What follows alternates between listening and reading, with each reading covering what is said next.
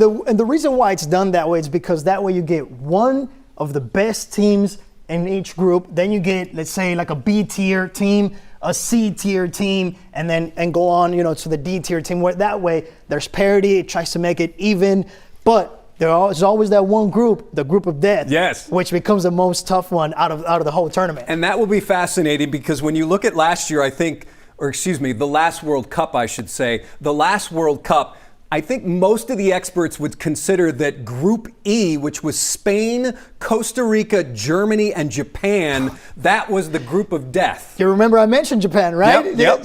Spain, Germany, Japan, and then Costa Rica. Yeah, Costa Rica coming out of CONCACAF, which competes with Mexico, U.S., Canada, over here in Central and North America. Look, that was definitely the group of death. I mean, when you talk about you have two European teams and Japan in there, yeah, that's a tough one. And there is one group here, one team in pot 3, right here. This is Saudi Arabia. Yeah.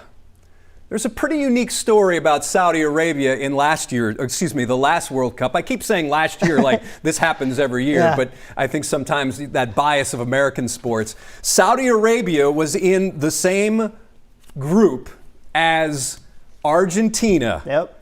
Mexico and Poland, and guess who won? Yeah. Saudi Arabia, little Saudi Arabia, knocked off Argentina in Argentina's first match. Now, that's why you have this group system, because it wasn't the only game. It was not like the NCAA tournament, as we all know, one and done.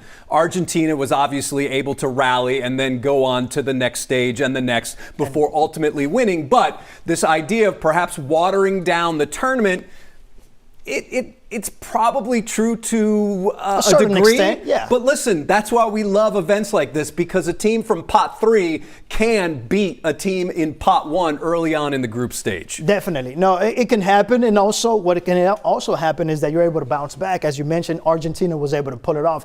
They were able to bounce back and go on and advance and ultimately win the entire tournament, right? Yep. So it's going to be interesting to see which of these small countries can be that dark horse, the black horse, right? That the one that surprises everybody, the Cinderella story, as we mentioned it in the March Madness tournament. So, can any of these small countries make a deep run? We'll see.